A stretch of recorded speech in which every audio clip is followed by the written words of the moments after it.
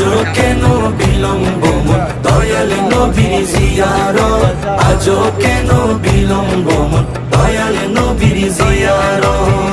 মদিনাটা যে দেখেছে জান্নাতের সাথে পেয়েছে জান্নাতের সাথে সে পেয়েছে মদিনাটা যে দেখেছে জান্নাতের সাথে পেয়েছে জান্নাতের সাথে পেয়েছে সে পাবে না শেষ বিচারে সে পাবে না শেষ বিচারে আপেরি খেসারত আজও কেন বিলম্ব মন দয়াল নবীর জিয়ারত আজও কেন বিলম্ব মন দয়াল নবীর জিয়ারত গেলে বুঝবি মদিনাটা গেলে বুঝবি মদিনাটা আসলে জান্নাত আজও কেন বিলম্ব